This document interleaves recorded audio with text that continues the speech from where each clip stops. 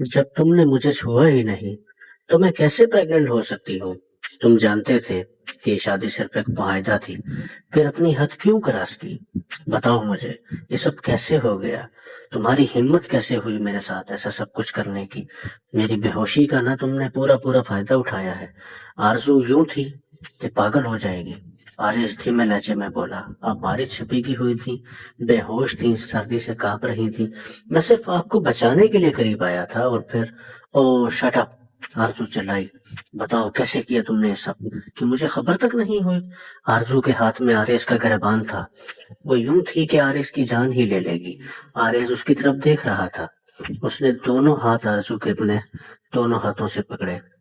कहने लगा, ज़बानी नहीं बता सकता, अगर आप चाहें तो करके बता देता हूँ। ये कहकर उसने आरजू को बेड पर गिराया। मैं तुम्हें जिंदा नहीं छोड़ूंगी। तुम होते कौन हो।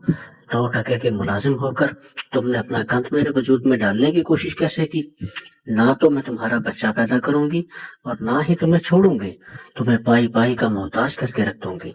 तुम्हें आरजू की ताकत का भी अंदाजा नहीं है। हारिस कहने लगा, अंदाजा तो तुम्हें भी नहीं है। उस रात बारिश में भीगी हुई आरजू मेरे रहमो करम पर थी। मैंने जैसे चाहा तुम्हारे साथ खेला, तुम्हारे साथ चाहा किया। क्या बिगाड़ लिया तुमने मेरा। और आज भी तुम्हारे साथ मैं जो चाहे कर लूंगा।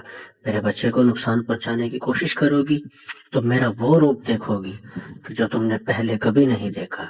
ये कहकर वो खुद को आरजू के ऊपर गिरा चुका था। जैसे ही उसने आरजू की कमर पर हाथ रखा, आरजू ने उसका, मैं तुम्हें सब कुछ दे सकती हूँ, गाड़ी, बंगला, हर आसाइश, लेकिन तुम्हें इस बात की इजाजत कभी नहीं दूंगी कि तुम मुझ पर इस हवाले से कोई हक जमाओ। समझ लो कि ये शादी एक मुआहदा है।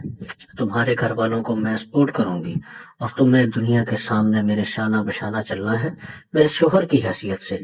लेकिन शोहर का रिश्ता सिर्फ दुनिया वालों के सामने। कमरे में तुम मुझसे एक मखसूस फासले पर रहा करोगे, कभी भी अपना हक जमाने की कोशिश नहीं करोगे, वरना तुम जानते हो मैं क्या कर सकती हूँ। अपनी पैंट की जेबों में आरजू ने हाथ डाले थे। सामने खड़ा आरिज उसे बड़े गौर से देख रहा था। बड़ी बाएतमाद बॉस थी। उसकी 30 साल की उम्र में भी 23 साल की लगती थी। स्टेप में कटे हुए बाल, लेडीज पैंट कोट पहने हुए वो बिजनेस वुमेन कामयाबियों की बुलंदियों को छूती थी। आरिज ने अपने दोनों हाथों को पीछे किए, सर झुकाए खड़ा था। उस वक्त मजबूर था, बेबस था, वरना वो मकरूर लड़की से उसे एक आंख नहीं भाती थी। पता नहीं खुद को क्या समझती थी। बेफिक्र रहे मैडम जी, मुझसे आपको कोई शिकायत नहीं होगी, आरिज ने धीमे लहजे में कहा था। ठीक है, कल ठीक 5 बजे कोर्ट पहुंच जाना, वहीं पर तुम्हारा और मेरा निकाह होगा। हारिस कहने लगा, मैडम जी, आपको अपना वादा तो याद है ना। आप जानती हैं कि मैं आपकी बात मानने के लिए क्यों तैयार हूँ। मेरी बहन की शादी है। हारिस ने आरजू को याद दिलाया था। हाँ ठीक है, कल जैसे ही निकाह होगा मैं तुम्हें 30 लाख का चेक दे दूंगी। अपनी बहन की शादी धूमधाम से कर लेना, लेकिन जानते हो ना, मेरे इशारों पर चलना पड़ेगा तुम्हें। वो बड़े जब्त से गुजर रहा था। बहन की शादी की मजबूरी ना होती तो वो कभी भी ये कदम ना उठाता। उसे अपनी ये मगरूर सी मैडम कभी भी अच्छी नहीं लगती थी। वालदैन हयात नहीं थे, बस एक छोटी बहन उसकी कुल कायनात थी। और उसका रिश्ता भी जिस लड़के से हुआ था वो शादी के बाद उसे बैरून मुल्क लेके जा रहा था। लेकिन मसला ये था कि उसकी बिरादरी बहुत बड़ी थी और उसे शादी बहुत धूमधाम से करनी थी। जहेज के सारे पैसे आरिस को अपनी छोटी बहन नीलू को कैश ही देने थे। रिश्ता अच्छा था, इसलिए आरिस नहीं चाहता था कि रिश्ता हाथ से जाए। इन्हीं दिनों आरजू भी मुश्किल में फंस चुकी थी। उसके वालिद का कहना था, अगर तुमने अपने लिए किसी भी नौजवान को पसंद नहीं किया तो फिर मेरी मर्जी से शादी करनी पड़ेगी। मैं बीमार रहता हूँ और चाहता हूँ कि मरने से पहले पहले तुम्हारे फर्ज से भी फारिग हो जाऊं। यूं तो हारिस कमाल साहब को भी बहुत पसंद था। काफी सुलझा हुआ नौजवान था, शरीफ था, काम से काम रखता था, मेहनती भी बहुत था।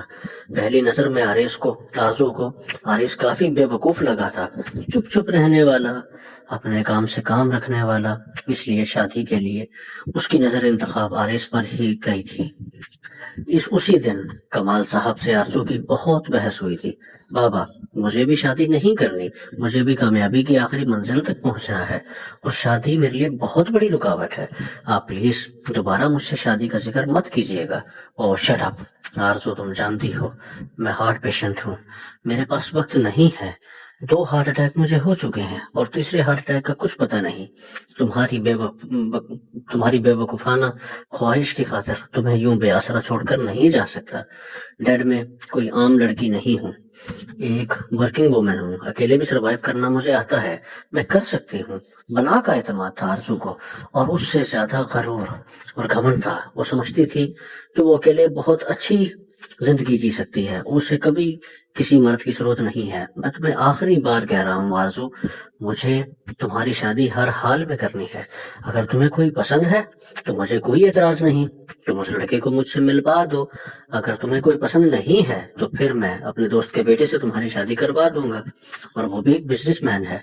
ये सुनकर आरजू ठटक के रह गई थी, क्योंकि जिस दोस्त के बेटे की बात कमाल साहब कर रहे थे वो नहायत ही बदतमीज किस्म का शख्स था, अनापरस्त था। अगर वो आरजू से शादी करता तो यकीनन उसे घर बैठा के रख देता। आरजू के सारे ख्वाबों पर पानी फिर के रह जाता, इसलिए बेहद परेशान थी। उसे एक ऐसे नौजवान की जरूरत थी जो वक्ती तौर पर, एक मुआहदे के तौर पर उसे शादी करे, ताकि उसके किसी काम में रुकावट ना हो। बैठने की आदत थी, और ना ही उसे शादीशुदा और बच्चों का कोई शौक था। उसे अपना फिगर बेहद अजीज था। वो अपने आप को बहुत फिट रखती थी, इसलिए ही ऑफिस जाते हुए भी वो जहनी तौर पर उलझी हुई थी। सामने फाइल्स पड़ी थी, लेकिन आरजू का दिमाग कहीं और लगा हुआ था। अपने बाप को कैसे समझाए कि वो कुछ और ख्वाब देखती है। तभी आरिस अंदर आने की इजाजत मांगने लगा। मैडम जी, मैं अंदर आ सकता हूँ? जी तशरीफ लाइए, क्या काम है? आरजू ने स्पॉट लहजे में कहा। मैडम जी, क्या मुझे लोन मिल सकता है? मेरी छोटी बहन की शादी है और मुझे पैसों की अशद जरूरत है। मैं आहिस्ता आहिस्ता अपनी तनख्वाह से पैसे कटवाता रहूंगा। बस एक बार मेरी बहन की शादी हो जाए तो मेरे सर से सारी जिम्मेदारियां उतर जाएंगी। आरजू ने सर से पैर तक आरिस को पहली बार बड़े गौर से देखा। कितने बहन भाई हैं तुम्हारे? आरजू ने हाथ में पेन पकड़े सवाल पूछा।